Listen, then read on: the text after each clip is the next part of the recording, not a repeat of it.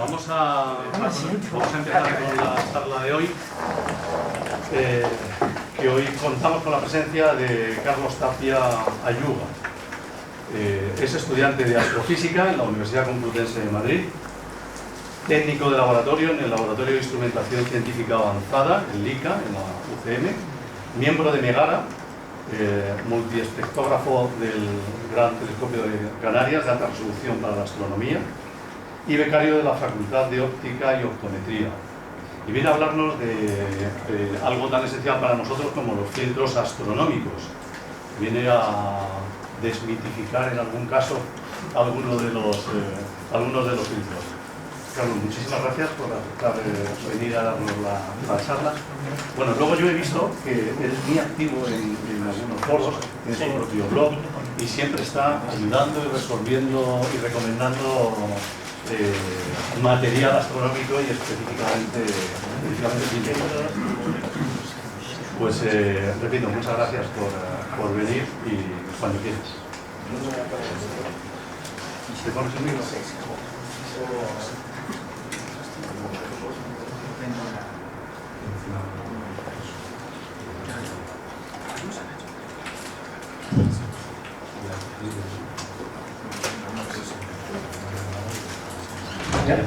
Se me oye bien. Es solo hablar bastante bajo para que no haya ningún problema. Me parece que 40 megas. Bueno, voy a hablar un poco sobre los filtros astronómicos y cuáles son los más apropiados para el tipo de observación que nosotros hagamos.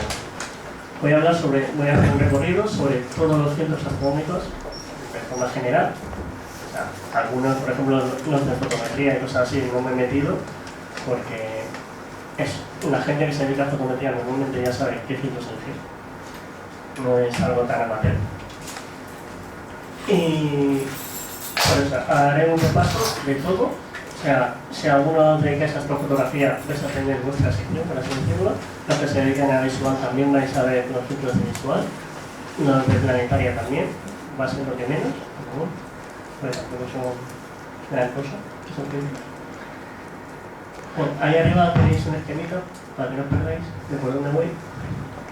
Antes de empezar a hablar de los filtros, voy a hablar de la contaminación lumínica, porque es algo esencial. Los filtros normalmente se utilizan para luchar contra la contaminación lumínica. La contaminación lumínica es, como todo el mundo sabéis, cualquier tipo de iluminación que es contraproducente con los objetos que nosotros queremos observar. Las ciudades, clásicamente, han estado iluminadas con farolas de sodio, mercurio, halogenuros y fauna varia. Pero, como todo el mundo sabéis, ahora estamos cambiando a LEDs. El LED va a ser un cambio increíble para la astronomía. Pues como veremos, algunos filtros que se han estado utilizando hasta ahora no sirven absolutamente para nada contra la LED. Si os vais a otra ciudad que no hayan hecho, digamos, la tontería de cambiar a LED, para mí es una tontería, ¿verdad?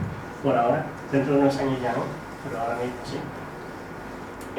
Os seguirán sirviendo, pero aquí dentro de Madrid, si os veis desde dentro de Madrid, algunos no hacen nada. Esta es el espectro. O sea, aquí voy a ir poniendo espectros. Una cosa es cualquier pregunta que os surja en un momento, me la hacéis. Porque si no, la charla os podéis acabar todos dormidos. Porque son todos espectros. O sea, ¿cómo se hace la astronomía técnica? No se basa en lo que yo veo por el telescopio, sino en un test puro. O sea, todos los test los he hecho en laboratorio. Todos bajo las mismas condiciones, todo igual. Así podemos comparar unos filtros con otros. Y ahí no hay cosas de percepción personal. Por ejemplo, si una persona mira a través del telescopio y tiene más sensibilidad a los rojos que a los azules, eso existe, pues verá que un filtro se comporta mejor que otro. ¿Cómo lo solucionamos? Pues poniéndole un marco óptico y testeándolo y luego analizando lo que vemos en el gráfico. Aquí os voy a enseñar cómo analizar esos gráficos y cómo sacar conclusiones de ellos y a partir del gráfico que te da el fabricante o de los que he tomado yo, que algunos no son iguales que los de los fabricantes, bastante interesante. Podemos elegir el filtro que más se ajuste a lo que nosotros queramos. Volviendo a, pues eso, cortarme sin ningún problema. Lo que comentaba, la contaminación lumínica, la contaminación lumínica ahora mismo desde Madrid está tomada en Ciudad Universitaria, o sea, es fundamentalmente sodio. Aquí vemos los dos puntos principales, aquí vemos mercurio, y por aquí algo de los fluorescentes, del fósforo. Esto es básicamente lo que estamos filtrando ahora mismo en todo Madrid. Depende de qué zona viváis. Si vivís más hacia la Puerta del Sol, el espectro cambia un poco, hay menos de sodio y más de mercurio, se levantaría un poco más por aquí. Pero hoy básicamente el espectro del cielo de Madrid es este. Aquí tenemos las longitudes de onda. Como recordatorio, 350, este valor que queda durante la charla. 350 es azul, 650 aquí tenemos el H alfa, rojo, y aquí ya, a partir de aquí ya no va a ser rojo. O sea, para visual, a partir de 700-750 nos olvidamos. En visual, esta parte, de aquí hacia allá, no existe. Básicamente porque no la vemos. Las cámaras, en cambio, sí. Las cámaras especiales de astronomía sí que la ven. Aquí, por ejemplo, tengo los amarillos y los verdes. Si vemos el espectro que va a tener Madrid a partir de ahora, es este. O sea, esto está medido con un espectrógrafo, me fui y me puse a tomar el espectro de las farolas LED de Madrid. Y este es el nuevo. Comparación de uno y otro, ahí lo tenéis. Es bastante espectacular, ¿no? El problema que tenemos en astronomía, que antes teníamos líneas de emisión, ahora no tenemos líneas, ahora tenemos un puntito. ¿Varía de que sea amarillo a que sea blanco? Estos son, sí que varían, el espectro varía, pero estos son los que se están utilizando para iluminación en Madrid. O sea, los que se están montando en las farolas LED de las calles. O sea, esto va a ser lo que nos va a perjudicar en el futuro. ¿Cuáles son los que se están montando? ¿Los blancos o los rojos? Se está montando la línea blanca esta, que es un LED blanco, blanco amarillento, de 3500 Kelvin. Deberían montarse unos ámbar, que es exactamente lo mismo, pero sin este pico de aquí. El ámbar es mejor que el blanco, entonces. Sí. El problema que tienen, no me voy a enrollar mucho con esto porque si no lo hagamos nunca, es una charla de 1 hora de contaminación lumínica. Los LED blancos son mejores que los LED amarillos porque son más eficientes al producir luz. Digamos que producen más luz por cada vatio que consumen. Los LED amarillos son mejores porque no tienen ese pico que es bastante perjudicial para la salud. Aquí abajo hay un gráfico de diferencias. Eso lo he puesto, pues a quien le gustan las cosas muy técnicas. Ahí lo tiene. Y a partir de ahora voy a utilizar este gráfico, lo voy a superponer a todos los espectros de todos los filtros que vamos a ir viendo. Así vemos cuáles se comportan mejor con la contaminación lumínica. Primero voy a empezar con los filtros a color. Ahí no superponer el gráfico porque es bastante absurdo, porque lo que nos interesa es tener color y nos da igual la contaminación, porque la contaminación ya nos aporta un color. En cambio, los de anticontaminación lumínica sí que nos interesa saber esto, si nos filtra bien la contaminación o no. Pero antes de meterme con la lista de filtros, la lista interminable de filtros, 4 mitos. Los filtros nos ayudarán a ver más. Mentira. Eso para la gente muy conservadora les duele. ¿Por qué nos ayudan a ver más? Por ejemplo, siempre se dice, algunas nebulosas solo se ven con determinados filtros.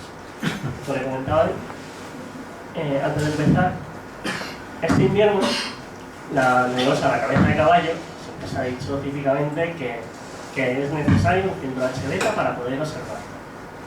Pues bien, me fui con un telescopio a Guadalajara, un pueblecito por ahí perdido, un telescopio de 10 centímetros, 4 pulgadas, y se veía sin ningún problema y sin ningún filtro la cabeza del caballo.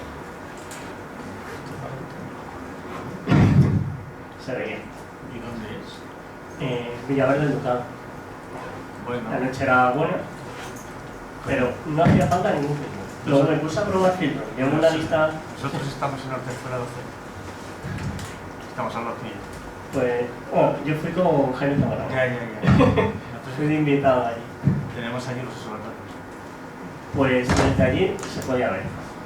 Luego me puse a probar filtros. ¿Mejoraba el contraste de la nebulosa? No.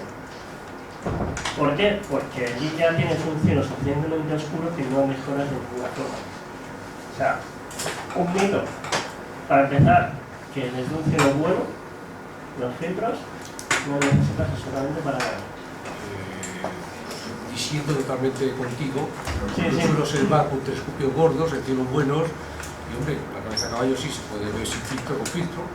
Bueno, yo te pongo una prueba a B33, tengo una pompita Sí. azul y azulita, el telescopio que tú quieras sin filtro. Si lo Claro, ves. esa nebulosa es Por diferente. ejemplo, pero digo, ya no. Esa nebulosa, Claro, claro, a ver, hay objetos y objetos. Claro. Hay algunos que, por ejemplo, yo os he puesto de ejemplo una que es clásica, que se diga que no se observa sin ese filtro. Pero hay otras que sí, que no son todas, sumamente específicas, además, claro. y cuando estás en un cielo extremadamente bueno, necesitas filtrar el cielo porque ya el propio cielo te está emitiendo. Cosa que aquí, por ejemplo, desde Madrid o desde menos de 130 kilómetros de Madrid, esa emisión del cielo la verdad es que bastante pobre en comparación con la propia reflexión de la contaminación lumínica. O sea, hay objetos que sí, que por la emisión del cielo la nebulosa es sumamente débil, solamente te emite en H-alfa, pero el cielo te emite en oxígeno, y tienes una línea ahí que se te está comiendo la nebulosa. Sí. O sea, eso es cierto. Pero vamos, quitando objetos puntuales, por ejemplo, si vas a ver Orión, no es necesario. Por ejemplo, ¿son necesarios para la planetaria? Pues hombre, según el gusto. Eso sí. Por ejemplo, lo que hacen los filtros en planetaria es mejorar el contraste subiendo la saturación de colores. Si uno se fija muy bien y se acostumbra durante un rato, aunque los planetas brillan mucho, le deja acostumbrar a ellos también, al final esos contrastes no se acaban viendo. Mejora ese contraste y la observación se hace más cómoda, sí. Se hace más cómoda, pero no ves más. Simplemente te resulta más cómoda la visión. ¿Y el filtro de neodimio para los planetas tampoco es aconsejable entonces? El filtro de neodimio luego lo vamos a ver. Es muy interesante. Para los planetas es muy bueno. Punto. Porque a partir de ahora, cuando el cambio sale, se acaba. Es el filtro. Y otro, los filtros son extremadamente delicados. Bueno, el tratamiento superficial del filtro, el protector, es dióxido de silicio. Es un material muy duro. O sea, si lo limpiamos teniendo polvo encima, sí que lo podemos arañar. Si quitas el polvo y lo limpias, no le pasa absolutamente nada. Pero nada de nada. O sea, el dióxido de silicio es lo que tienen los baldosines en los baños. O sea, los baldosines, el recubrimiento que lleva por encima es dióxido de silicio. Araña todo eso. O sea, pues, a no ser que tenga polvillo y lo frotes, no lo arañas. Pues un ¿En filtro. todas las marcas de filtros todos llevamos todo este silicio? Eso ha sido marca de polvo. ¿Eh? Todas tienen dióxido de silicio. Sí, porque es el tratamiento estándar de recubrimiento y además es muy barato. Bueno, empezamos con los filtros. Tenemos varios. En general ya os he dicho que he quitado los fotométricos porque no me parecía necesario entrar ahí. Y algunos muy específicos, por ejemplo los de observación solar, eso, que eso da para otra charla entera. tenemos los de color, los Ratten, no me acuerdo de poner Ratten y SOT, son los estándares. Filtros neutros, ahí no he profundizado básicamente porque un filtro neutro es un filtro que lo único que hace es atenuar la luminosidad, atenuar más o menos, en función de la densidad de recubrimiento que lleva y nada más. Los anticontaminación lumínica, los clásicos por excelencia, que todo el mundo ha usado alguna vez. Banda estrecha para fotografía sobre todo, pero también los audiovisual. Y los RGB. Los RGB lo vemos realmente interesantes. Porque se le llama RGB, pero de crear el color RGB nada era. Eso ya lo veremos, es muy curioso. Empezamos con los Ratten.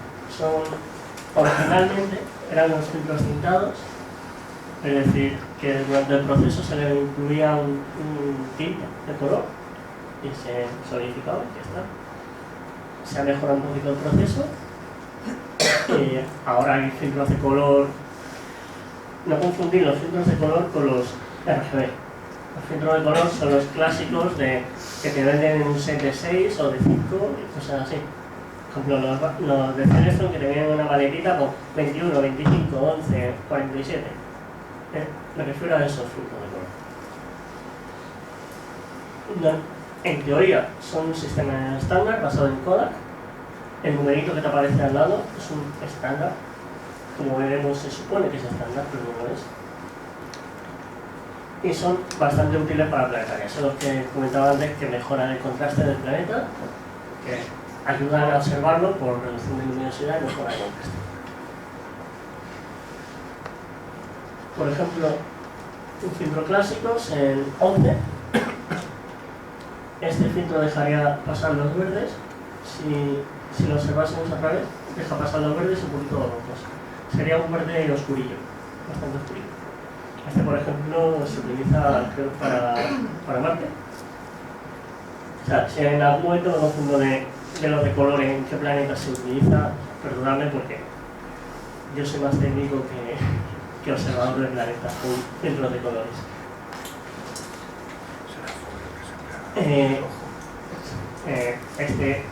La verdad es que si uno lo compara con el estándar lo cumple a rajatabla.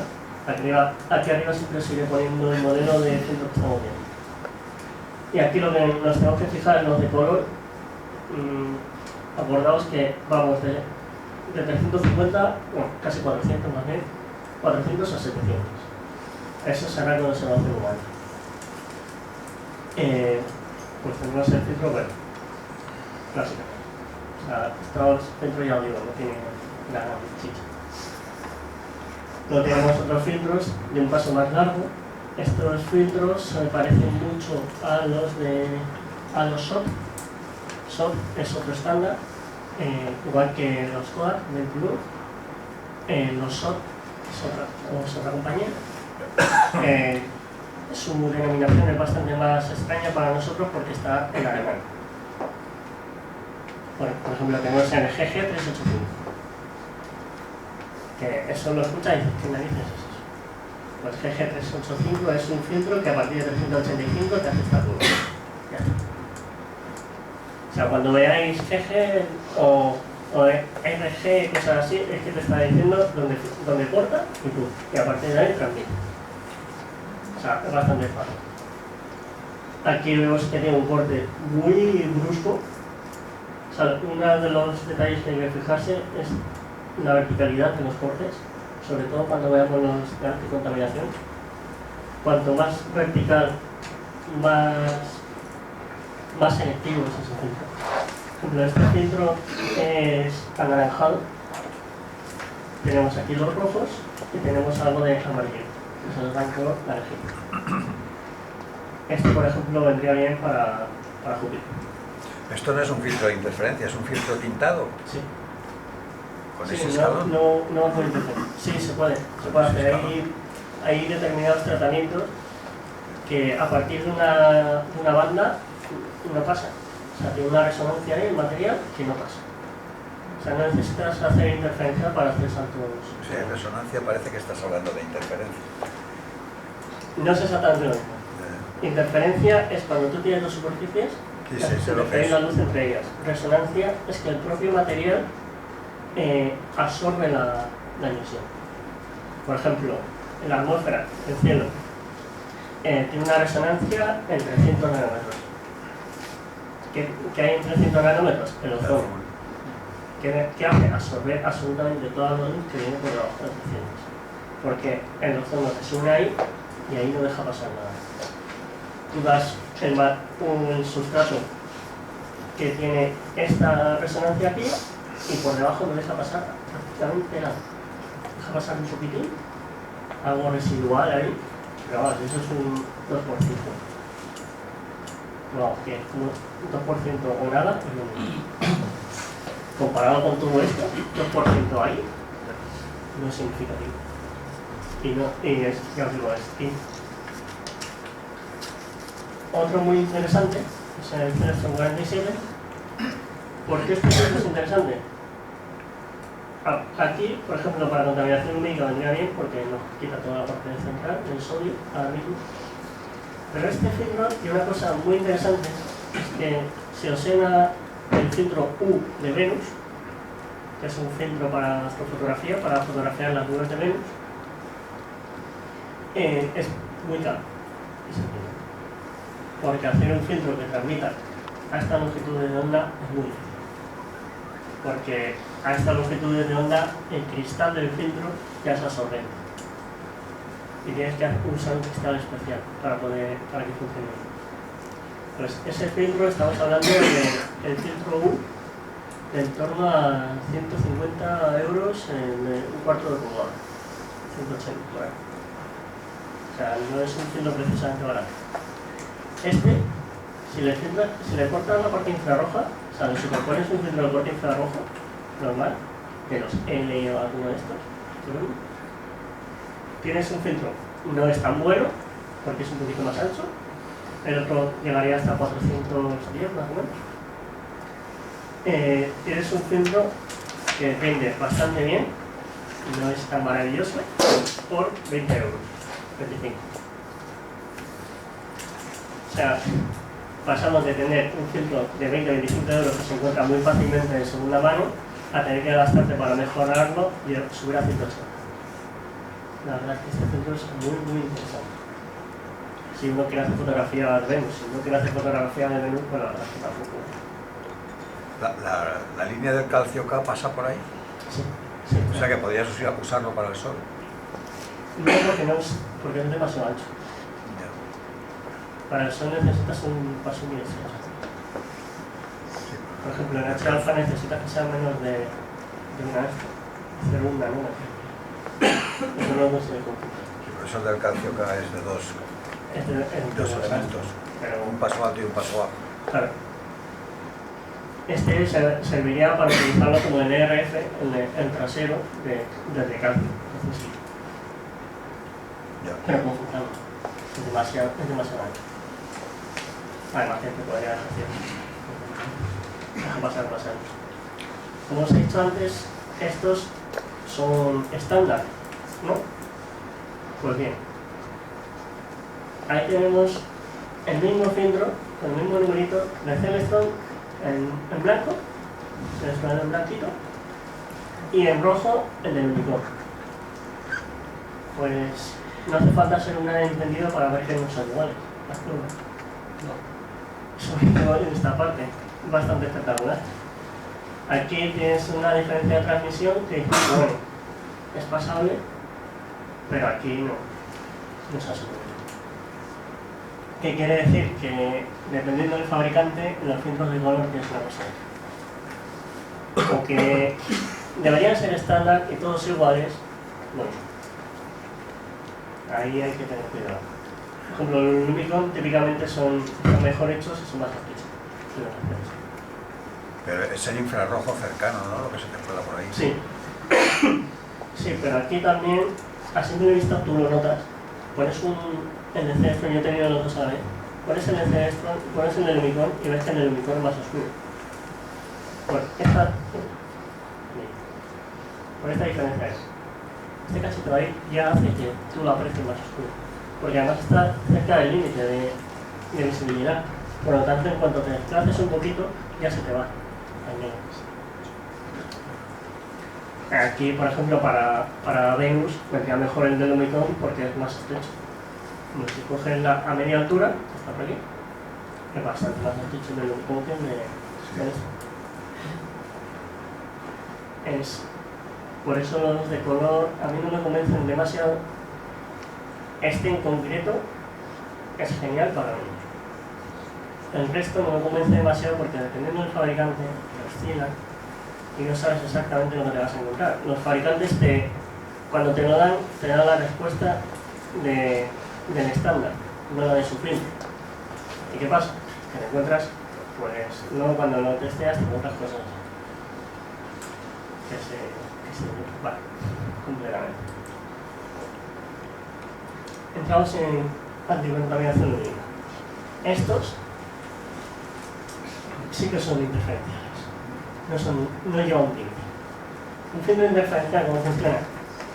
Tú pones el cristal, pones una capa de sustrato, pones otra capa de sustrato y otra más, pones 3 capas y luego la protectora de silicio.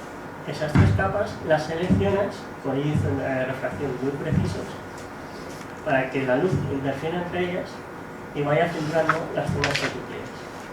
Por ejemplo, si tú pones un índice de refracción muy alto, muy bajo, muy alto, filtras, por ejemplo, los verdes. Si cambias un poquito, filtras los rojos. Jugando con esas 3 capas, acabas filtrando y haciendo el espectro que tú quieras con todos los saltos que tú quieras. Y solo necesitas 3 capas. O sea, cuando eso también se utiliza en los tratamientos antirreflectantes de las lentes, se basan en interferencia también. Por ejemplo, cuando se hablan de está multicohete, cosas así, con multicapa, completamente multicapa, no sé qué, pues multicapa quiere decir 3 capas. Ya está, no necesitamos. En un filtro interferencial, algunos específicos pueden tener muchas más capas, dependiendo de cómo de exquisito quiera ser el fabricante para desarrollar. Pero en principio con 3-4 capas y también más recubierto con dióxido de silicio ultra resistente. Por ejemplo, las gafas, las nuestras, las que llevan gafas, la cobertura que llevan son de dióxido de silicio. También. El sistema no es tan mal, por supuesto. Cada fabricante hace el filtro con la básicamente. Todos te quieren vender que el suyo es el mejor, porque filtra no sé qué va y el de otro fabricante no. ¿Y qué pasa? Que al final te encuentras con 30 filtros que no sabes cuál elegir porque cada uno te dice una cosa, te intenta vender que el suyo es el mejor. En los anticontaminación lumínica nos fijaremos muy bien en el FWH, su anchura. Básicamente, cuando tienes un pico, la anchura del pico. Como visto antes, la anchura. En eso nos fijamos, sobre todo.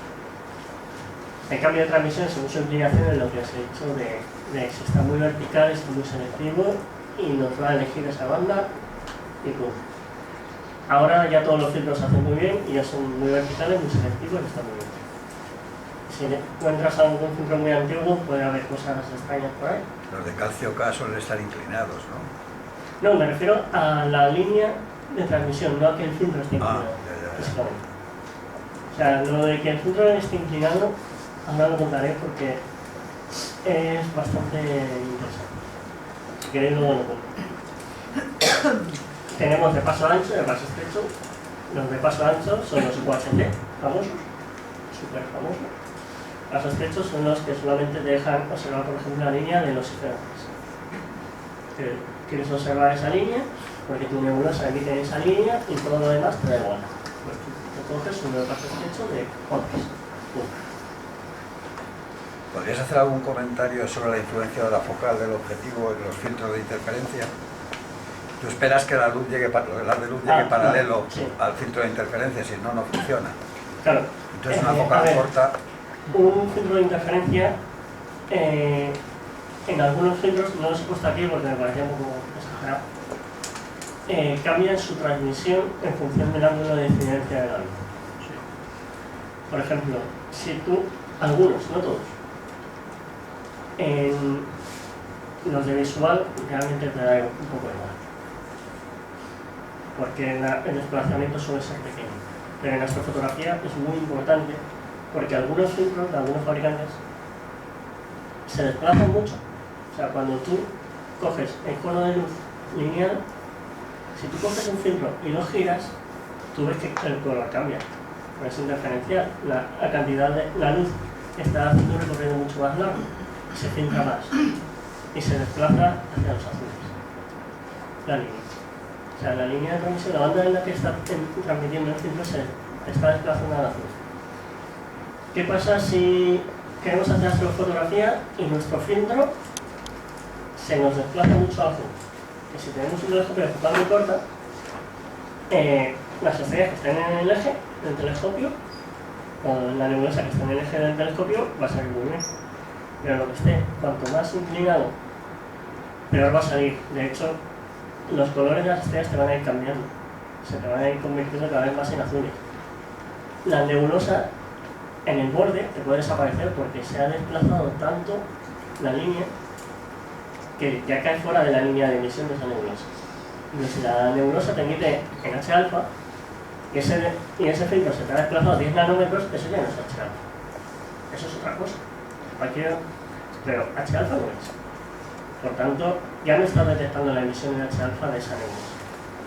Por eso, yo en mi web tengo subidos algunos filtros con test doble, que tengo en test, en línea y en test a 7 grados, que equivale a una focal F3. O sea, poquita gente utiliza una focal de menor de F3. Y se ve que en algunos filtros el salto es pum, ves que cambia. Y otros, de un nanómetro, que dices, es asumible. O sea, no vas a notar diferente. Incluso los filtros de Astrodome son los ultrafamosos maravillosos. También se les va un poquito, pero eso ya es por limitación física. Pero vamos, que sí, que algunos hay que tener mucho cuidado. Si tú coges un filtro de astrofotografía y lo giras y te cambia de color, no compres eso. Así es sencillo. Si es para astrofotografía. Si no es para astrofotografía, te da igual. Vas a ver las estrellas en el borde a lo mejor moradas. O bueno, pues tengo una estrella de color morado. Por ejemplo, yo en una observación pública a una niña le estaba explicando las estrellas, no sé qué, los colores, y me empezó a preguntar colores. Y dice, pero es que yo veo las estrellas de color rosita. Es por el filtro, pero son rosas. Pero no es real ese color. Esa estrella realmente es naranja, pero claro, ¿cómo le explicas eso al niño de esto? Por eso, si cogéis un filtro de banda estrecha de fotografía, lo giráis y os cambia de color, bueno, así de sencillo, porque si no os va a dar problemas. Pero bastantes problemas además. Los que yo llamo blancos, filtros anticontaminación blancos, son los de neodimio. Os recuerdo que ahí tenemos de fondo, no sé si se ve bien, creo que sí se ve. La contaminación lumínica actual, el azulito, y más amarillento la futura de los LED. Pues hombre, es un filtro realmente no muy selectivo. Es el modelo nuevo, que tiene corte infrarrojo, cada parte infrarroja te la quita. En teoría vale para fotografía. Le hice un test doble con inclinación y no había mucho desplazamiento, así que está bastante bien. Este corte el fabricante lo hizo aquí por el sodio, que ahí es donde mayor concentración hay. ¿Cuál es el problema? Que en el futuro no vamos a tener sodio aquí en Madrid. Pues este filtro no nos va a servir. Si salís de Madrid, entonces es un filtro que está muy bien, por ejemplo, para tener contraste en su filtro. De hecho, yo lo tengo. O sea, tan malo no será. O sea, yo que me he hecho filtros diferentes, he testeado ahora mismo 135. O sea, llevo unos poquitos. y ese le tengo mi colección, así que muy malo no es. Pero hay que saber muy bien que este ya no te va a valer para hacer otros puntos.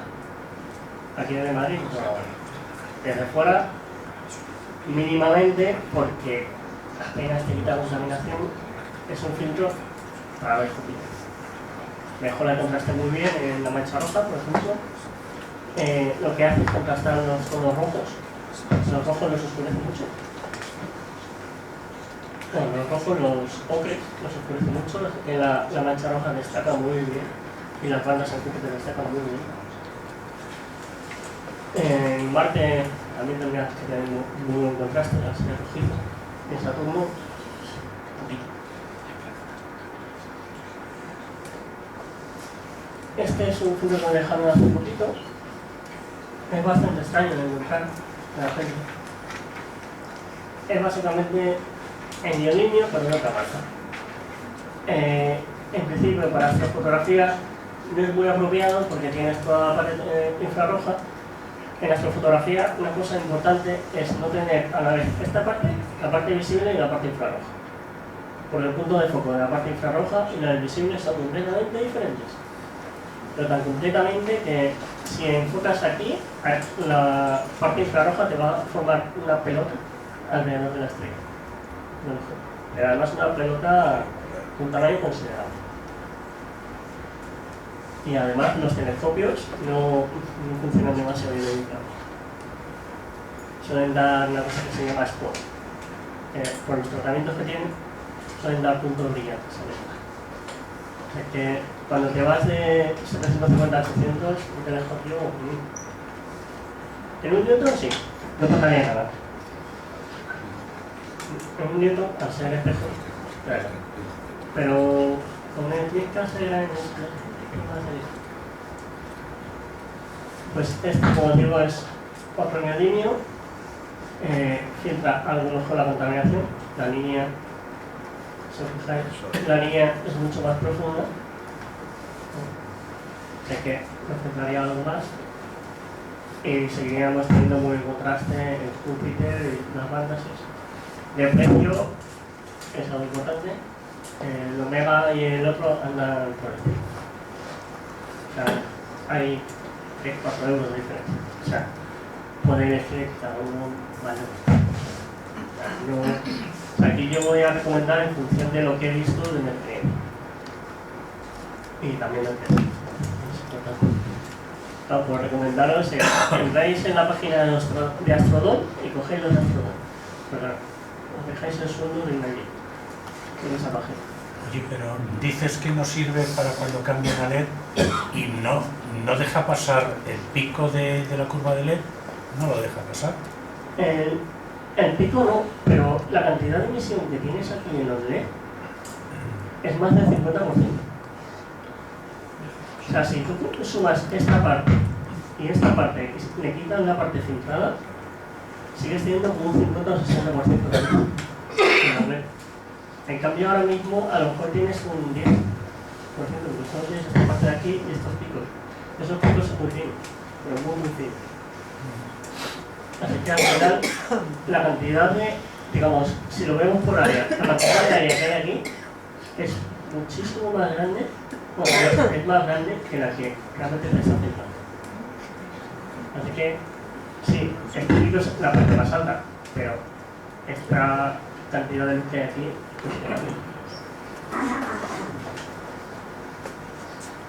pasamos a los UHCs, son los restrictivos, UHC clásico. Primero vamos a empezar por los UHCs gratuitos. Voy a ir más o menos por orden alfabético, para no ir andando saltando.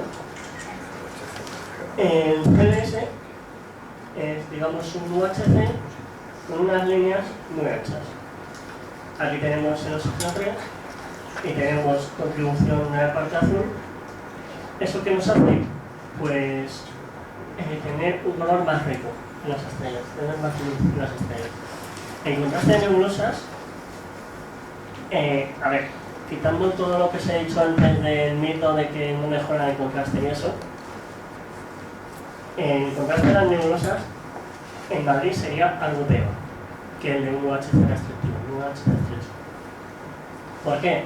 Porque en la línea es mucho más ancha y estás captando luz que es de la nebulosa y luz de fuera, pero al cambio tienes un campo más rico de estrellas, tienes más estrellas y ves la nebulosa mejor embarcada, digamos. Pero no es lo mismo ver, por ejemplo, la nebulosa del anillo solo con un anillito que ver la nebulosa del anillo con estrellitas alrededor. Tiene otra gracia. Pasamos a algo un poquito más restrictivo. El UHC-E. La E se supone que es de Economy. La verdad es que Economy tampoco me parece tan Economy. Este es interesante porque es bastante ancho. Como sé que es bastante ancho. Cuando cambian a la LED, el pico secundario del LED se queda afuera. ¿Está bien? Así que tampoco vamos a ver tanta contaminación lumínica. Aquí tenemos la línea H-alfa. La línea H-alfa, aunque lo diga mucha gente, la línea H-alfa la vemos. Y en nebulosas la vemos. Se ve. De hecho, no los he incluido porque no los he testeado, pero hay filtros de H-alfa para visual. Existen. O sea, es que me toca muchas veces que dicen, no, es que el H-alfa está muy en el límite de la observación humana y no podemos verlo. No, lo peor. O sea, el ser humano llega a ser el punto. Este es un filtro que está bien. Tenemos más restrictivo, tendremos más contraste, perderemos estrellas. Siempre que tengamos más contraste, nos quitamos estrellas. Es un compromiso. O tenemos una cosa o tenemos otra. En este, digamos, sería algo intermedio.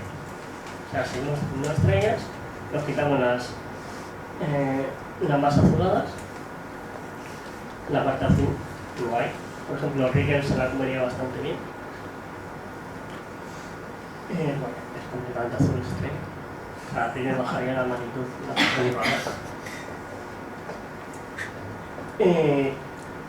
con este perdemos algo de estrella. Pasamos al siguiente, el watch, el clásico entre los clásicos. Este ya es un filtro carente. Bastante. Bueno, o sea, 2 pulgadas anda por 200 euros. O sea, ya es algo que hay que pensar. Este filtro, si lo comparamos con el anterior, vemos que lo tenemos es un poquito más estrecho todavía, tenemos un contraste muy bueno y además la transmisión es mucho más alta, está casi cerca del 100%. O sea, está por encima del 95%. Es un muy buen indicador. O sea, este filtro realmente es muy bueno. Tenemos, o sea, los astronómicos han conseguido en este filtro algo muy bueno. Porque conseguir esta transmisión es complicado, es muy complicado. Este es uno, ya más adelante, pero este es uno de los recomendados.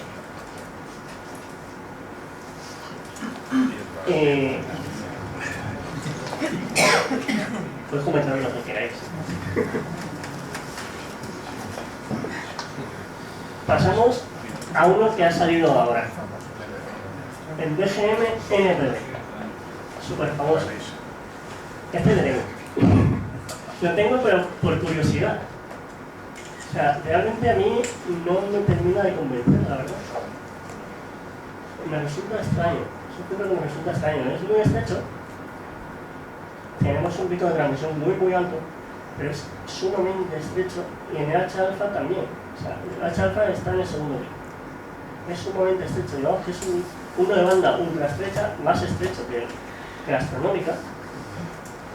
Pero, ¿por qué le gusta tanto a la gente? Porque este filtro, digamos, que hace trampa. Por toda esta parte de aquí. Porque la gente siempre dice, no, es que yo veo más nebulosa con este filtro. Realmente, la nebulosa con el UHC y con este, la nebulosa que ves es la misma. Porque el pico de transmisión es prácticamente igual. La diferencia que con este tienes en las estrellas un color mucho más real. Es decir, es un puro juego de percepción. Si todas las estrellas de alrededor se quedan de un color realista, se conserva sus matices naranjitas, amarillentos, rojizos, te da la sensación, te resulta mucho más agradable y te da la sensación de que estás viendo más. Y este filtro juega con eso. Al dejar pasar los azules, compensa la iluminación que te da los rojos y los verdes y hace que veas todo con un contexto más agradable. Pero como contraste puro, realmente el UHC tiene más, porque el pico de transmisión es más alto, básicamente. O sea, realmente en las líneas de las nebulosas, el UHC tiene más transmisión. Pero claro, a costa de dejar las estrellas de un color verde. Claro, cuando ves, pones a ver la laguna y ves las estrellas del interior verdes, choca. Choca bastante, la verdad. En cambio, con este lo compensa y ya las ves de un tono más blanquecino, que es su color. O sea, digamos que los de DGM hicieron trampa. Es decir, no, es un filtro de alto contraste banda estrecha. Sí, pero no. Sí, porque tienes esto, pero esto no es estrecho. O sea, es un juego entre medias. Pero lo han vendido bien. Sí. Luego tenemos un filtro, es muy curioso este filtro porque aquí tenemos como el UHC un poco menos de transmisión, pero bueno, pasa en el estrecho, y el H-alfa es sumamente estrecho, es una línea. Pero no sé si fue cosa de la unidad que probé, de la unidad que he testeado o qué, pero había un problema, y es que la línea que se supone que es del H-alfa no estaba centrada en el H-alfa.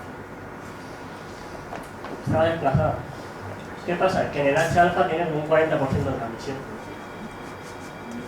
Y, hombre, tener una línea que es fundamental en nebulosas, tener tan poca transmisión. O sea, como digo, no sé si fue fallo de ese filtro en concreto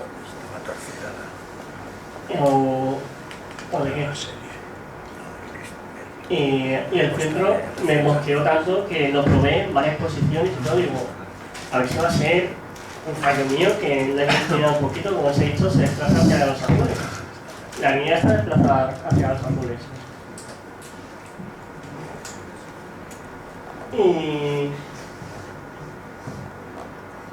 Y después de testearlo 4 o 5 veces, comprobé que no, que era cierto, que se había ido. Se les había ido completamente la línea, por lo menos en ese. O sea, ese filtro mejor probarlo antes. Porque no vaya a ser, si lo encontráis por ahí, no vaya a ser que se haya pirado la línea. Eso es como se puede probar. Por ejemplo, si tenéis un telescopio H-alfa, lo ponéis y si veis, esta caña está. Si no se ve nada. Si no se ve nada, es que se ha ido. Si se ve muy poco, es que se ha ido. Es una forma rápida. Otro filtro que me dejaron fue... Esto la propia compañía me la dejó. Fue súper bajo. Y me dejaron sus filtros para que se los probase. Y este, digamos que es como el Astronómica del CLS. Es un filtro bastante ancho, con muy buena transmisión, sobre todo en el H-alfa es altísimo. Está como en el 97, 98%. Ahora os pondré al final de cada sección con una tabla de resumen con todos los datos. Y, hombre, está bien si, por ejemplo, tenemos un telescopio de poquita abertura y queremos conservar alguna estrella, pues está bien. Este o el Astronómica CLS. Si tenemos más abertura o tenemos poca abertura, pero nos da igual poner todas las estrellas, nosotros. Astronómica o HC o el BGM. Aquí tenemos la tablita de resumen con los datos. Estos son los datos probados en el laboratorio. Esto es el tanto por ciento. En vez de poner la anchura, vi que podía ser mejor poner la cantidad de luz. Cogí un cuadrado entre 400 y 600 y entre 600 y 700. Todo es un cuadrado. Y he considerado la cantidad de luz que hay en ese cuadrado, que deja pasar en ese cuadrado. Así es más fácil de comprobar. el tanto por ciento de luz que deja pasar en el oxígeno 3, 43, no quiere decir que es un filtro muy ancho, que llena toda esa parte entre 400 y 600, se llena todo. En Astronómica, el UHC y el NPB hemos visto que son filtros sumamente estrechos, dejan pasar muy poquita luz. La transmisión en el oxígeno 3 del DGM, 90%, Astronómica 97%, ya en la Astronómica. Tanto por ciento de luz en H-alfa, 46%, y el UHC 56%, el más ancho del UHC. Pero la línea, 98, 94%. Aquí, de aquí, ¿cuál cogería yo? El Astronómica. De hecho, lo tengo en lista pendiente de compra. ¿No tienes datos del NPB de Bader? ¿Cuál? El NPB, el UHC NPB de Bader. ¿El UHCS? Sí, el que fabrica Bader. Pues... Yo creo que ese es el que tenemos que... La mayor parte de la gente, ¿no? Sí, de hecho lo había metido, pero no sé por qué razón lo quité. Eso es importantísimo. Ah, no, ya sé por qué. Porque está más adelante. Es que está la parte visual, es que ese también vale para fotos. Ah, vale. El vale UHCS, vamos. Ese está en la parte que vale para fotos. O sea, estos solamente valen para visual porque tienen toda la cola infrarroja.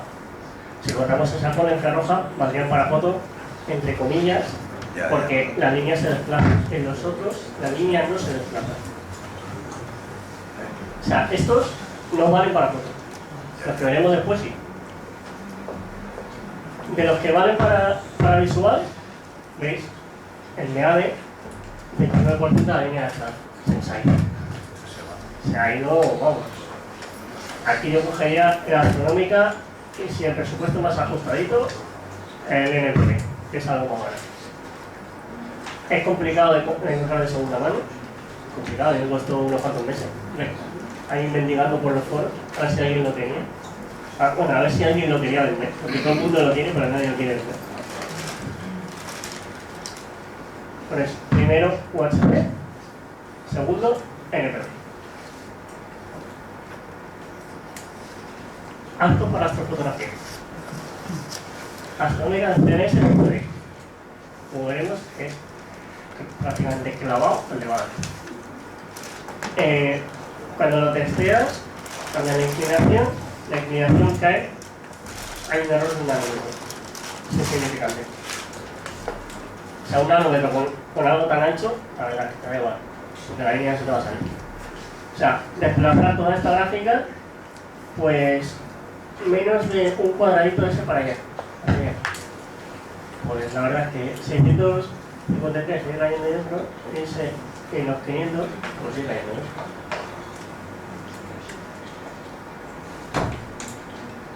Este está bien.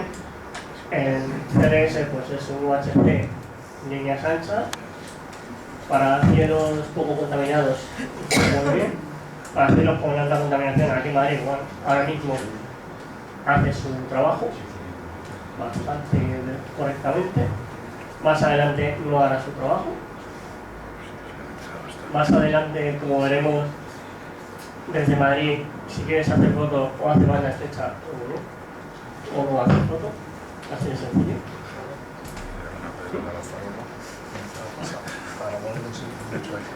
Es que, claro, competir con un experto tan ancho como lo del pues es difícil. Es muy difícil. Pasamos al VADER. Es ligeramente más estrecho. Y por aquí también es ligeramente más estrecho. La línea de H-alfa bastante, con muy buena transmisión también. Pues lo que he dicho de la astronómica, pues es exactamente lo mismo para esto. Válido para astrofoto, pues fuera de Madrid. Fuera de Madrid dentro de un año. Ahora mismo sigue valiendo. Pues un año y medio. Que va a ser lo que va a tardar en el cambio de acceso. Es un UHC. Es también tiene uno. Este es menos conocido. No sé por qué razón, la verdad. Cuando es el Celestron, lleva bastante más años que la astronómica y que el VADER en el mercado, pero bastante más. y por alguna extraña razón no es tan famoso. Cuando se han hecho súper famosos los otros dos, y este no. Cuando las características es lo mismo. Una cosa que no he dicho del Vader es importante, es que este es el Vader UHT nuevo. El Vader UHTS tiene todo esto y no. O sea, no vale para el antiguo. O sea, si lo compráis de segunda mano, que ponga foto and visual. Si no pone eso, es el antiguo y no vale para. O sea, yo he tenido los dos y uno. Cuando los coges son iguales. O sea, ves el mismo color, como moradito, morado rosado. Pero uno que transmite todo el infrarrojo, o sea que no te vale para nada. Y además se te desplaza la línea mucho. Muchos son 5 de nanómetros, mucho. Y en el modelo nuevo se corta todo el plazo. Y luego tenemos el ultra famoso IGAS LX. IGAS tiene más filtros, por mis manos se lo ha pasado este. La gente suele ser muy reticente para prestar. Perdón, yo estoy viendo que la curva especial que tienes ahí para los LED y para la contaminación lumínica es para visual, pero estamos hablando ahora de astrofotografía, entonces tendría que ser esa curva para los CMOs o para los CCD, ¿no? Sí, a ver, sí, claro. O sea, esa curva luego lo tienes que hacer el modelo con tu sensor. Pero luego si lo quieres, tengo el software de donde he sacado todo esto, tengo metido la respuesta espectral de varios sensores, pero la respuesta espectral de los sensores, cada uno no se parece absolutamente nada a otro. O sea, por ejemplo, hay los Sony tienes el pico aquí, algunos Sony lo tienes por aquí, y hay otros que lo tienes aquí. Que tienes una caída aquí, lo tienes aquí. Claro. Pero realmente la contaminación no va a afectar. O sea, si tú estás fotografiando en esta banda, estás fotografiando H-alfa y tienes una emisión de doble de H-alfa, aunque no sea sensible tu cámara, tú te interesa sacar esa nebulosa que está emitiendo H-alfa. Por lo tanto, esto, aunque sea para visual, la curva, te está afectando igualmente. O sea, esto está normalizado. O sea, no está modulado por la respuesta visual humana. Esto es algo importante. O sea, la respuesta visual humana está contenida dentro de la curva del LED. O sea, esto es la respuesta normalizada, o sea, la respuesta pura del LED. Luego, por ejemplo, si tienes una cámara Sony, por ejemplo, las ASI, la 120, tiene el pico aquí. Es muy buena para la parte visual, la parte de luz visible. La tienes aquí. Otras, por ejemplo, la CAI, la 11000, la tienes por aquí.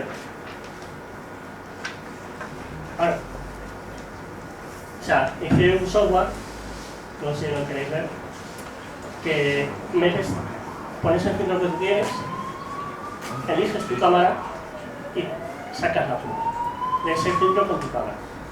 O sea, por ahora he metido 11 cámaras, están los 140 filtros, no así. Algo raro. Y tú lo puedes modelizar con tu cámara. O sea, eso sí que se puede hacer, pero claro, prefiero poner la respuesta normalizada para luego ya pensar cada uno en lo que ve, en su cámara ve, todo eso. Pues eso no se arreglaría con las flats y el filtro puesto. Realmente no, porque es una señal escura. O sea, es como sí, si pero tuviese... tú calibras la sensibilidad espectral de tu cámara. Bueno, vale, flash. sí, lo de normalizar la Claro, respuesta, eso entonces sí, con el filtro sí, puesto claro. sabrías. Sí, claro. Si consigues una luz que emita de una forma uniforme, constante. Sí, eso sería. Ya. Tengo pendiente testear todas las ya. láminas estas que venden de. ¿Cómo se llama? Las láminas de flash que están vendiendo. Electroluminiscentes. Sí, las electroluminiscentes para ver el espectro como es realmente. Porque hubo una época en la que la gente se puso a hacerlo con LED, porque claro, en tu vista eso es blanco. Pero cuando sacas los LED, pues son así. Eso no te sirve para calibrar bien, porque hay zonas en las que apenas tienes emisión. Podrías hacerlo, pero lo suyo sería tener una... no sé, pero eso está en proceso. A ver si consigo esas láminas, a ver si consigo más, porque ya tengo unas cuantas y ya lo pongo todo.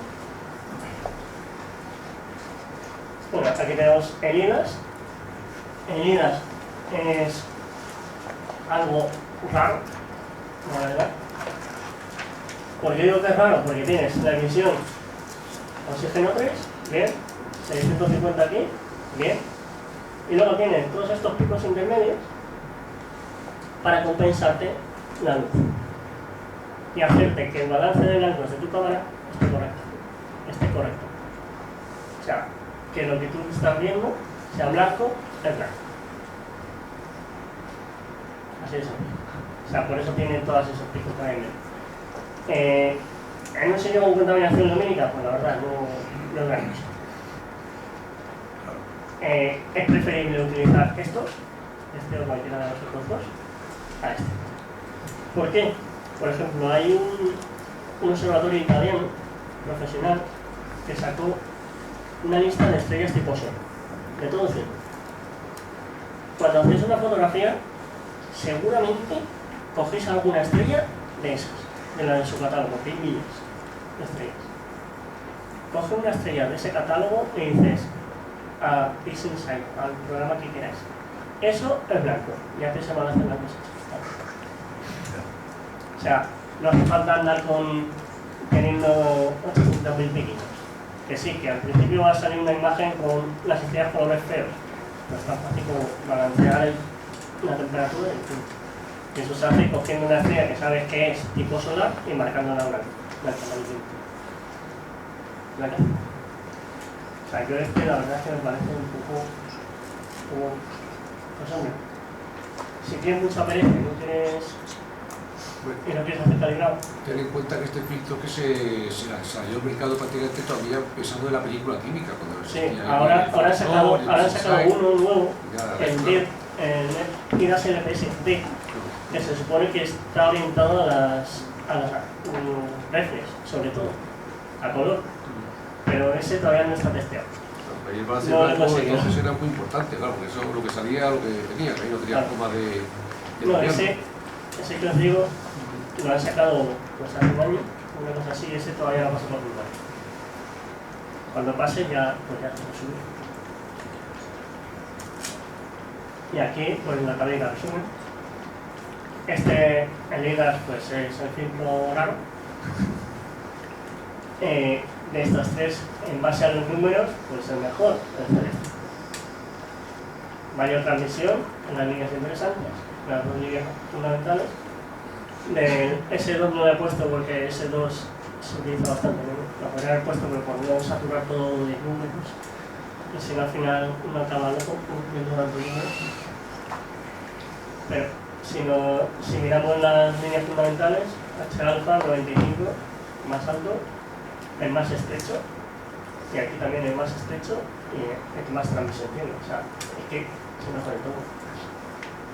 Eso sí, en 2 pulgadas, si lo queréis en 2 pulgadas, preparaos a buscar. Que pega, es muy caro. Yo lo estoy buscando y yo tengo este pulgada y cuarto. Me lo conseguí por ahí con un cambio y eso. Era uno, me das tu filtro y yo te doy este. Este no lo tengo que estar, y si lo queréis en 2 pulgadas, yo estoy detrás de él y cuesta importante. Porque como es desconocido, pues no lo encuentras. Lo tienes que pedir y te lo dan. Ahora entramos, hemos visto los anticontaminación, entramos en banda estrecha. Astrofotografía pura y dura. Aunque también hay de visual de banda estrecha. O sea, banda estrecha no son los UHD estrechitos, sino que solo tienes una línea. Solo tienes oxígeno 3, no solo tienes HA. A eso me refiero con banda estrecha. En americano o en inglés se suele decir filtros de línea. Solo tienes una línea en la que filtras. Aquí lo fundamental es la anchura. es lo que marca diferencias, sobre todo. Y en visual tenemos H-beta o 3 sensado. H-beta, el clásico de la cabeza de caballo. No, ya os he dicho, si vais a un cielo de verdad o vais a gredos. Un telescopio de 20 centímetros lo veis. Necesitáis un H-beta. Porque además, ¿cuántas nebulosas tiene H-beta? Cabeza de caballo, California. Ahí sabemos. La Cucú. La Cucú. Sí, pero van 3. Es un poco, me parece un poco absurdo, la verdad. O sea, ese hecho ni los he incluido, porque es un poco de planeta. También, por supuesto, son filtros interferenciales y además con unos criterios de construcción mucho más exigentes que los UHD. Porque ahí sí que no se te puede ir la línea cuando tú lo giras, porque si se te va es que te sale de la banda de emisión de la nebulosa. Empezamos por visual. Ahí tenemos el H-beta. Pues bueno, pues un H-beta, que tienes tu línea de H-beta. Es muy estrechito, tiene una transmisión muy buena. Este sería. Sí, el infrarrojo, pues ahí se dispara. ¿Por qué dejan pasar el infrarrojo? Porque para cortar el infrarrojo le tendrías que dar otra capa más de tratamiento. Subiría el precio y nadie lo compraría. Porque para visual, si te lo venden por 100 euros, y dices, bueno, me lo pienso. Si te lo venden por 150, dices, ya no tanto. Ya no me dan ganas de comprar. Sí, los de visual típicamente te dejan pasar todo el infrarrojo. Telescope Service tiene uno, su transmisión es mucho más baja, También es, bueno, la anchura es igual, es algo más barato, pero bueno, es más recomendable astronomía. O sea, es muy evidente porque es más recomendable, ¿no? O sea, no es lo mismo tener un 74% de transmisión que un 90%.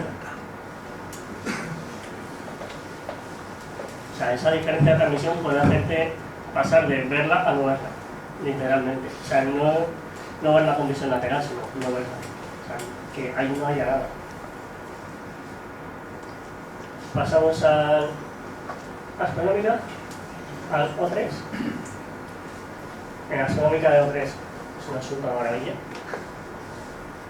97% de transmisión. Tiene 12 nanómetros de ancho. Es bastante ancho,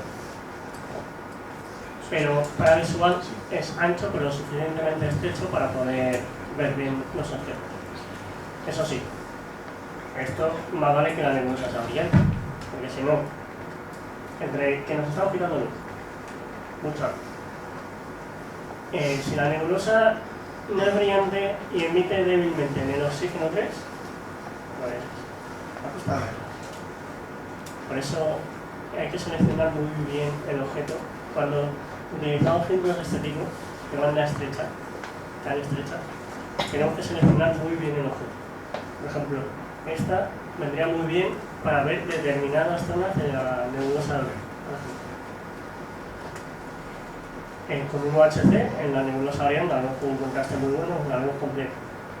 Con esta nos podemos centrar en la zona interna, en la zona de oxígeno. Y olvidarnos de la zona externa que es la zona de chat. Vale, también tiene uno de visual, es mucho más estrecho, es de 8,5 nanómetros. Hemos pasado de 12 a 8,5, la cantidad de luz que deja pasar es mucho menor que el otro. Pero la cantidad de luz total, la transmisión también es muy buena, 90%. Y si os fijáis, este filtro valdría para fotos. Tiene este saltito de aquí, pero veremos que en H-alfa también tiene ese saltito de ahí, porque es bastante complicado de eliminar. Pero aparte, las cámaras en esta zona tienen muy poca sensibilidad. Ya está muy cerca del límite. Es que este filtro nos valdría para visual y para foto. Una pregunta, si ese filtro lo colocas delante de un espectroscopio, ¿solamente dejaría pasar esa zona amarilla y nada más? Sí. Pero solo. O sea, ves una línea amarillo verdoso. Y ya está. Punto. No es nada más. Una cosita, digamos, a partir de qué abertura se puede ser aconsejable el O3.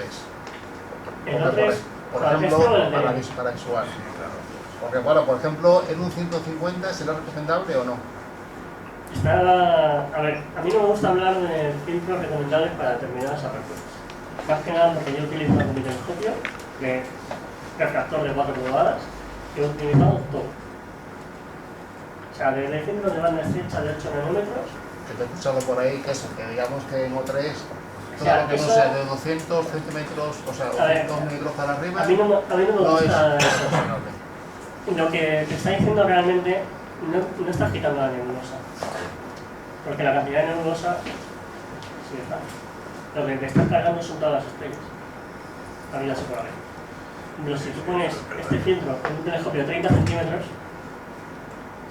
sigue manteniendo la visión de estrellas. Si lo pones en uno de 10 centímetros, las estrellas, O sea, lo que te quitas se es fuman. solamente, ¿no? Te quitas nebulosa, evidentemente. No es la misma nebulosa la que vas a ver con uno de 30 centímetros que la que ves con uno de 10. Eso es evidente. Que quites el filtro. Pero lo que te estás cargando sobre todo son las estrellas. O sea, te estás cargando el efecto enmarcado. Sí, antes el campo, que parece que no, pero queda muy bonito como estrellas, Claro. Es que esa prueba la hicimos el invierno pasado, ¿no? Con tu telescopio y con el mío. Claro, es que yo, por ejemplo, con el mío 150 con 1.3, pues la verdad que deja mucho que desear. Pues te estoy diciendo que... Claro, estos filtros son filtros muy específicos. Son como el HBK, son para ver detalles específicos en las nebulosas. O sea, es para ver en la laguna para ver la zona central, en la prífida para ver un trocito. O sea, si quieres entrar en detalles, y al ser tan estrechos, es como en los telescopios solares. Cuanto más estrecho, más detalle salta a la vista. Por ejemplo, no es lo mismo el PSP, que tiene un paso de un angstrom, que los LUM de 20.000 euros, que tienen un paso de 0,3 a 0,5. No es lo mismo. O sea, no ves el mismo detalle. Por ejemplo, la laguna, ¿sabes que tienes un cúmulo dentro de la laguna? Pues la entrada del cúmulo con Claro, el O3 es que con el no O3, ves nada y parece, claro, pues ya no tiene nada que ver. Claro, ya pierde gracia. Claro. Pero, ya os digo, eso ya es cuestión de cómo le guste a uno en los pelos. Pero por poder ponerse, o sea, con 1.3 tú lo puedes poner en tu telescopio, sin ningún problema. Eso sí, hay que tener en cuenta que te vas a cargar todas las estrellas, sí. En unos 30 centímetros te vas a cargar, pues sí, te la vas a cargar, pero te van a bajar de magnitud. El problema es que en el otro te están bajando tanto de magnitud que están fuera de tu límite. Claro. Con el 25 también te cargaba muchas estrellas. No, o sea, te las cargas. O sea, por ejemplo, digamos que pasas de magnitud, esto no es un dato que ya os he comprobado, eso lo que he comprobado un día. Pasas de magnitud 10 a magnitud 15. Magnitud 15 con uno de 10 centímetros no lo ves. Con uno de 20 sí. Estás ahí, raspandillo. Noches muy buenas. Noches muy buenas, estás ahí raspandillo. Y también depende de los ocular que le pongas. No es lo mismo en la magnitud límite con un ocular y no. Eso tengo por ahí en el software metido en la ecuación que te da la magnitud límite en función del ocular. Y varía mucho. Teníamos que haberlo hecho con el mismo lugar. Luego tenemos otro filtro, el Orion Ultra 1. Este es de visual, evidente. O la infrarroja es enorme, pero es mucho más ancho que los anteriores. Este vendría muy bien para el tuyo de 15 centímetros, por ejemplo. Porque deja pasar más luz y sigue seguiría siendo un filtro muy específico para ver zonas concretas de nebulosas, pero con este ya conservas estrellas. O sea, este sería el Orión O3, por ejemplo, ¿no? El Orión de 1.3 sería Pero visual. Este es de visual. O sea, seguimos dentro de visual. Sí, la cola te indica que esto es visual. O sea, si un filtro de astrofotografía tiene esta cola, mal. Porque las cámaras lo ven. Luego tenemos el Transport Service, pues es igual que el Orion. No hay gran diferencia. La verdad es que es un centro bastante bueno, es más fácil de encontrar que el Orion, y no son caros, la verdad. Y aquí tenemos el resumen. Vemos que la astronómica es estrecho, el Bader es extremadamente estrecho, pero extremadamente. O sea, 3,5% de luz solamente deja pasar en ese canal. O sea, esos son 8 nanómetros de paso.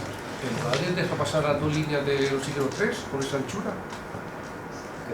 El Bader, no. No te deja pasar una, no No te deja pasar una, te deja pasar la banda central. la banda central, o sea, no pilla ni una ni otra. Claro. Te dejan las líneas en los extremos. Es bastante curioso. En cambio, en Orion y en Transport Service sí que te dejan pasar la línea completa. Y además, una transmisión aquí. O sea, recomendable. Abertura bajas en Orion o en Transport Service. Muy bien. O sea, esta transmisión está hecha en la zona central de las líneas. No está hecha sobre ninguna de las dos. Está hecha en la zona central. Por ejemplo, el Transport Service tiene una transmisión muy alta en la segunda línea, pero más baja en la primera. Así que lo bueno es que el promedio da una idea de lo que pasa. Si tenemos un telescopio gordito, las dos son cosas de esas, ya está. El Bader que tela. Es muy estrecho. Y tiene muy poca luz. Con eso es con lo que lo probamos. Claro, es que se te carga absolutamente todo. Hay que venderlo. Bueno, pasamos a banda estrecha, fotografía. Fotografía astronómica, H-beta, 12 nanómetros, pasamos.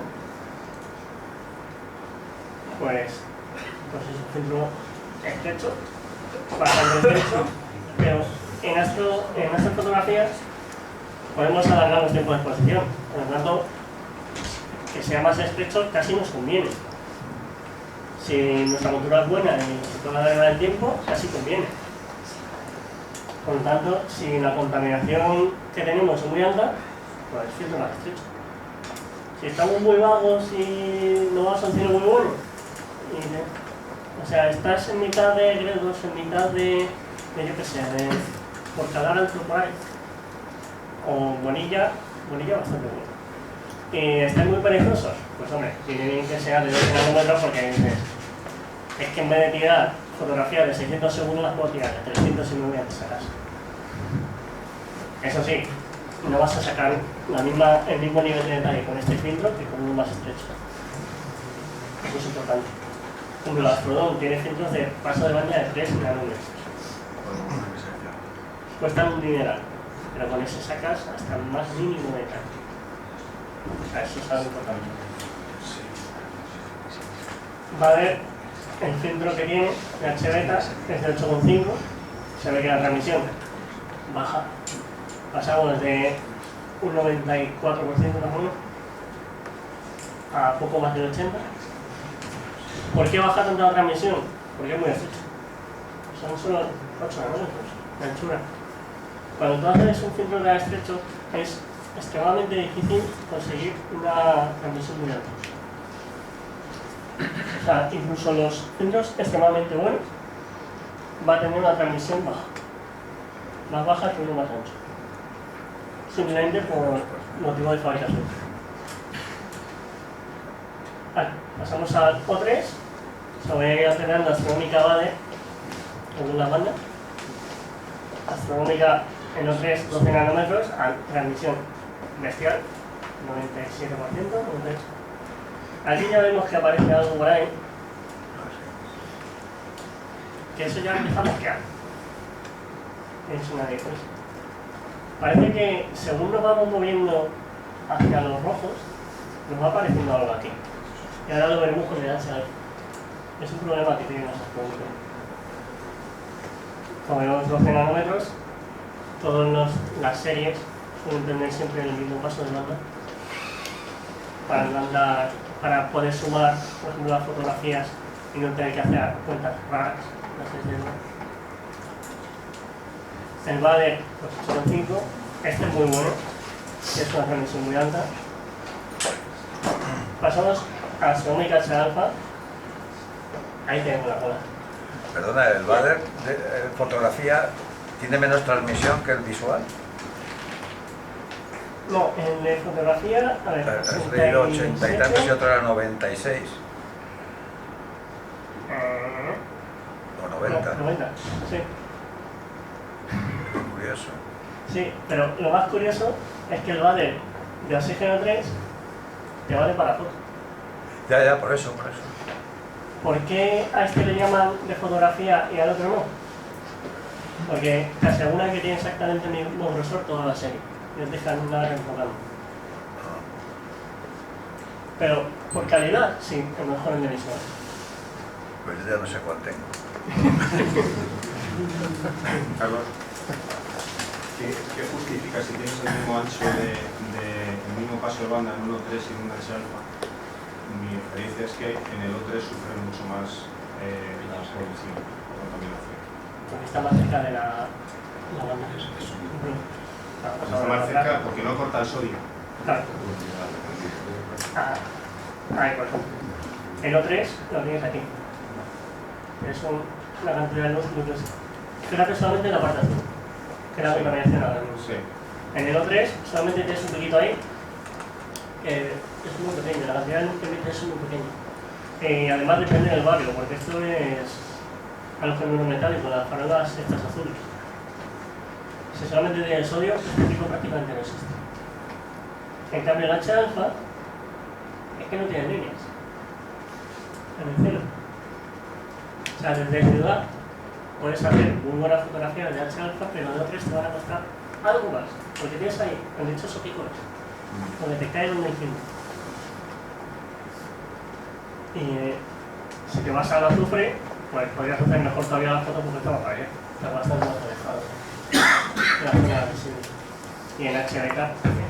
Ese pico es el de mercurio, ¿sabes qué es? Esto es de mercurio, Es el mercurio. pero es que las farolas de sodio contienen mercurio. Por cuestión de fabricación, contienen mercurio. Ahora, entendido. Ya para el ritmo de la segunda pregunta, si pones un filtro agudo de esos, un H alfa, por favor. Los que estamos tirando desafortunadamente desde Madrid.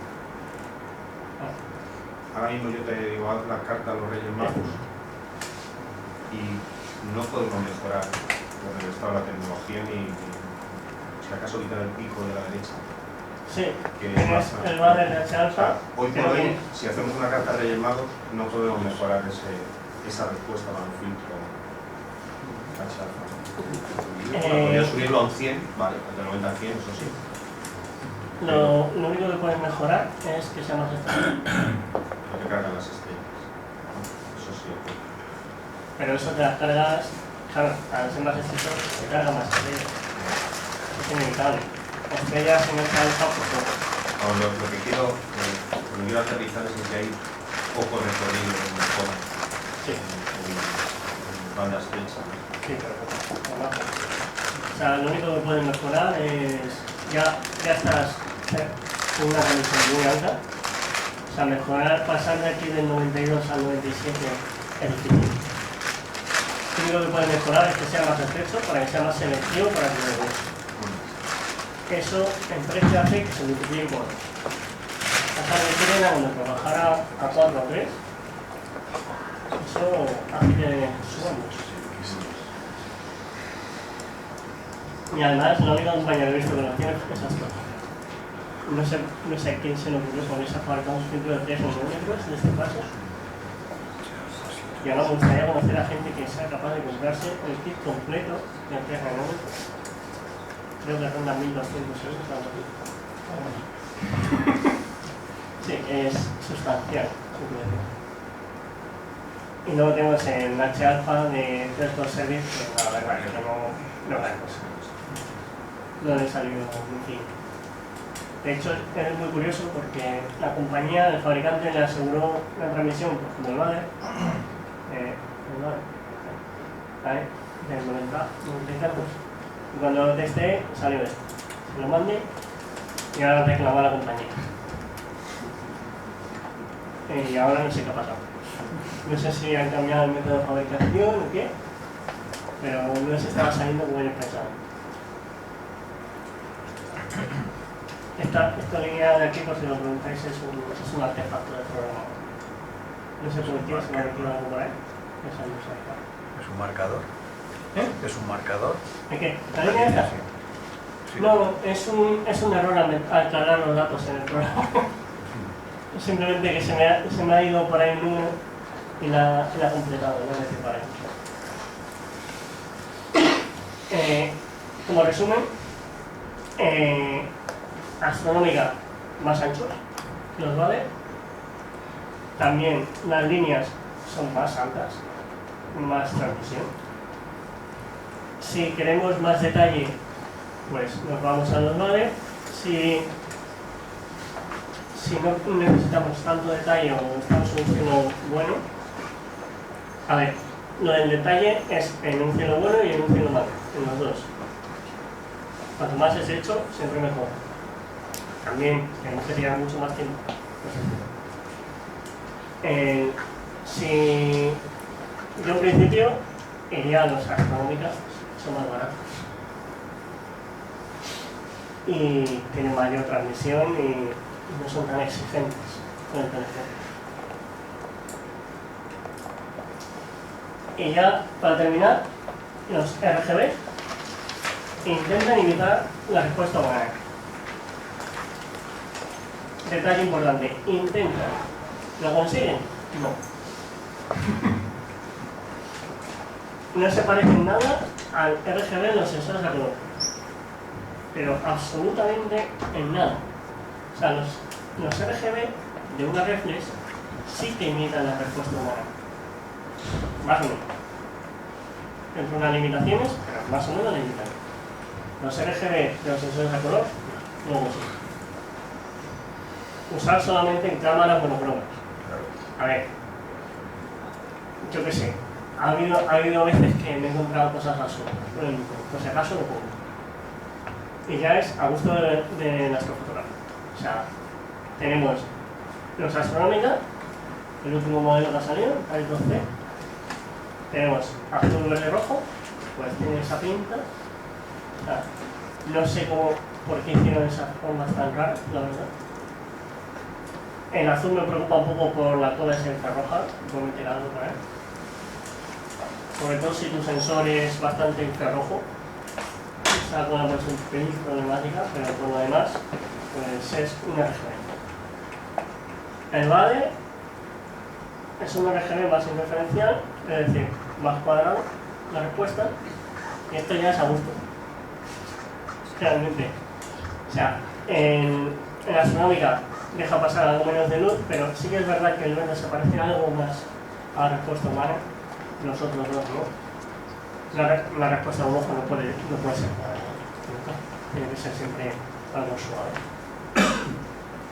Y los VADER tienen más luz, pero eso parece menos. Eso ya es lo que le gusta tanto.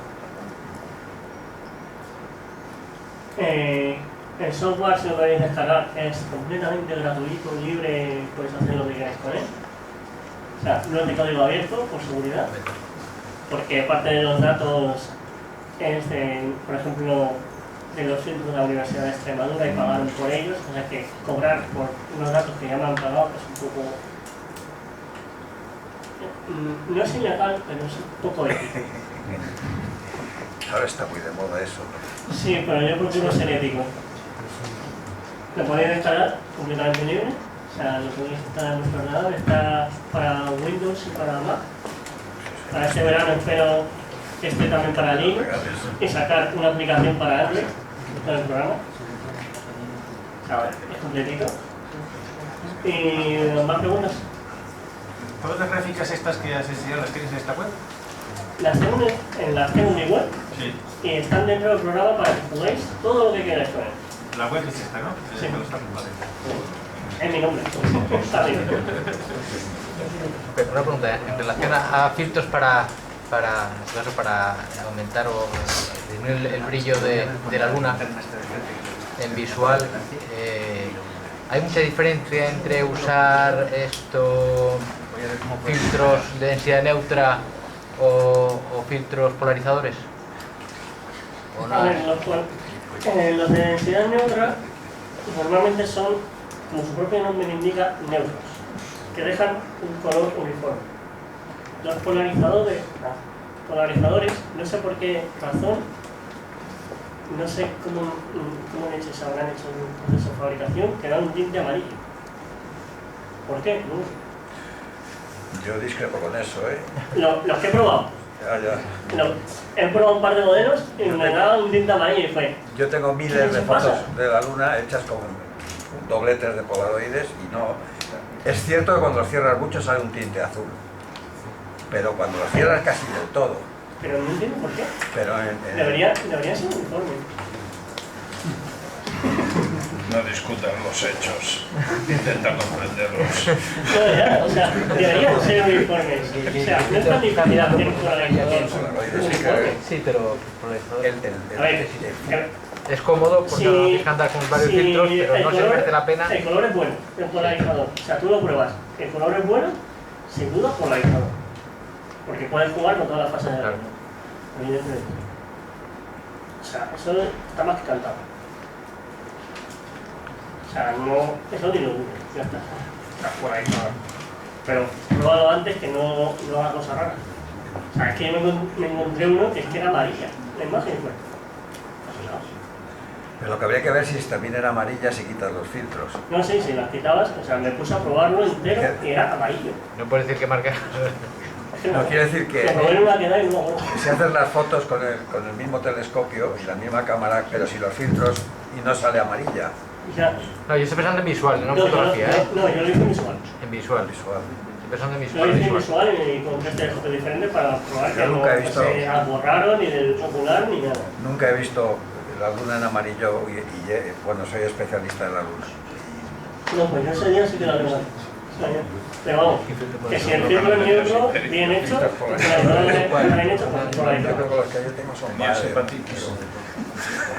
Que te venden el doblete, te lo venden directamente. No he sacado ninguno, no he tenido para probar ningún Lumicon, que son así los que sacaron. Está testeado uno, pero no lo he puesto con una cosa muy sencilla, porque era un modelo muy antiguo y el proceso en las transmisiones de los cosas se los crearon. De hecho, ha creado bastante polémica por ahí, por internet, en muchos foros, en todas partes del mercado, que lo referencian, dicen un Lumicon, que es un Oxygen 3, que tiene un 70% de transmisión. En Lumicon siempre se ha considerado una gran marca. Es un filtro de los años 90. Los de ahora pasan el 90% de transmisión, pero eso no han pasado por el mundo. Y además, lo suelen tener típicamente en Estados Unidos. Aquí en España hay poca gente que tenga Lumicon. O sea, es como el Cenestro, el UHC, se llama UHC LPR. No sé por qué razón no son conocidos. O sea, cosas extrañas. O sea, que tiene filtros maravillosos, pero que no, por alguna razón no son populares. Que sigan siendo lo que serán baratos. ¿Una pregunta? Sí. ¿Estas curvas que tú has sacado las has hecho con algún espectrofotómetro tú particularmente o con en general los fabricantes? No, con un monocromador. O sea, lo que yo he puesto aquí es lo que yo he testeado. O sea, si no estaba aquí y no está en mi web es porque no lo he testeado. ¿Recuerdas algún caso en que lo que tú hayas probado no se parezca en nada a lo que decía el fabricante? Un IDAS. Si quieres ahora lo enseño. O sea, en IDAS tengo dos IDAS testeados y no se parecen en nada. Pero en nada. O sea, luego hay variaciones dentro del propio entre lotes, las variaciones en alturas, unos 3%, las unidas, era una cosa increíble. Y la instrumentación de prueba era la misma, estaba calibrada y todo eso. Sí, o sea, el monocromador que se está utilizando es el que se está utilizando para calibrar Megar. O sea, el instrumento de GTC, está bien hecho. Y bien montado y bien calibrado. Y además el fotodiodo que utilizamos de referencia y todo está calibrado en una empresa de calibración de estándares. O sea, es todo perfectamente estándar. O sea, todo lo que sale de ahí es utilizable en plan científico. Carlos, ¿y el espectro de la lámpara de LED, de las que están instalando el alumbrado público en Madrid, eso parece que no está muy de acuerdo con lo que el ayuntamiento cree que está instalando, ¿no? O sea, el espectro es lo que sale. O sea, el espectro... Porque teóricamente esas lámparas hay tres tipos, de 3.000, 4.000 y 5.600 astron, en temperatura de color, y sin embargo, pues no... Es que como en la lámpara no pone cuál de los tres tipos es, el que pone, pues no se sabe. A ver, tenían que cumplir un requerimiento, y era que tuviese una temperatura de color de menos de 3.500 Kelvin. Lo hemos medido y tienen exactamente 3.500 Kelvin. Se han puesto el límite. O sea, están en el límite que está ahí. Depende cómo midas el LED, ¿es ilegal o es legal? O sea, si te pones exactamente en la línea, es legal. Si te desvías 10 grados, es ilegal. ¿Y el ayuntamiento dice que todas las que va a poner son iguales? Sí, son estas. O sea, hemos testeado en varios puntos de Madrid y es esta. Son de varios fabricantes en la misma. Las fabrica el mismo, solo que la venden con No distinto sabemos. nombre. Son Philips, no Son Philips, Son Philips, y además, bueno, estoy hablando con el Departamento de Alumbrado Público y ellos juran que son 3.000 Kelvin. Son 3.500. Y me van a pasar No son 3.000, son al 3.500. laboratorio. O sea, no son 3.500, son 3.500 porque está hecho en... De 3.000 La a 3.500 hay respuesta- mucha diferencia. Sí, la diferencia es este pico. Este es le llamamos el pico de la discordia. Porque si este pico te lo cargas, la lámpara se convierte si lo bajas hasta aquí, se te convierte en una de 3.000. Si lo bajas hasta aquí, en una de 2.000. O sea, si los LED les pones un filtro amarillo delante, que es lo que tendrían que llevar por obligación, este pico azul, aquí, lo quitas. Pero que teóricamente son los más cálidos de los tres tipos. Sí, es el límite de calidad. Habría que ver el concurso de la letra pequeña, Es muy interesante eso. Voy a te meter en las incertidumbres No, de las es que medidas. estuve hablando con el ayuntamiento de mi pueblo para que me explicasen cómo habían metido lo de los LED. Y me estuve contando toda la historia, toda la intrahistoria. Y la verdad es que tiene miga. Tiene mucha miga. O sea, digamos que... El concepto puede valer un pastor. Y además tiene una cosa muy interesante, que es que estos LED tienen una eficiencia de 70 lumen por vatio. Los de sodio tienen de 100 a 120 lumen por vatio. O sea, ¿mejora del impacto medioambiental? Sí, una leche. O sea, pasas de una que te produce 100 lumen por cada vatio de consumo a una que te produce 75. ¿No está mejor? O sea, yo no la veo. Si no subes los vatios, sí. Ya. Alumbrar menos. Ahí están. Alumbrar menos. No, si no subes los vatios, no. Pero Tienes el mismo consumo con menos. vatios para igualar. Hombre, pero si lo que queremos es que no haya tanta luz. no, ahí está el truco, si no suben los vatios. Claro, si no Pero subes quieren los vatios. conservar la misma cantidad de luz en las calles. Al final es un tema de economía. También depende del ángulo de abertura. No, Del cono de luz. Para bajarse la o sea, fachada. conservan si no hay exceso de quieren luz, conservar la cantidad de luz en las calles. Claro, porque si tienes un cono muy estrecho necesitas más puntos de luz. Ya. Menos distancia entre Jugando con el cono y con la iluminación que haga falta, no con la cuanto más mejor. y evidentemente que iluminar hacia abajo. Sí, que Ya, ilumina hacia pero abajo, por además, supuesto. además tiene un problema esta O sea, tiene que ver mucho también con el Y es tipo que de luminaria la de que se sodio- utilizan luego para reflejar la luz hacia abajo. La de sodio son líneas. Sí. Una línea, Continuos, por Lo que definición, pasa con los se dispersa espectros. poco. Esto es un continuo. se dispersa una de un lado. O sea, yo de mi pueblo, San Fernando, me subo a los cerros de aquí y veo perfectamente como Rivas ha cambiado todo, ¿vale? Ahora se ha convertido en una campanita, una campana blanca, el doble de antes. Se ha medido, es el doble de antes. Ahora.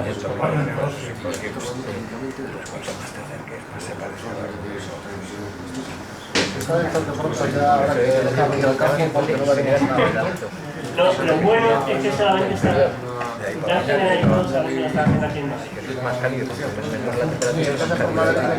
Es que depende de lo que Está en Madrid, Valencia y la provincia de Madrid.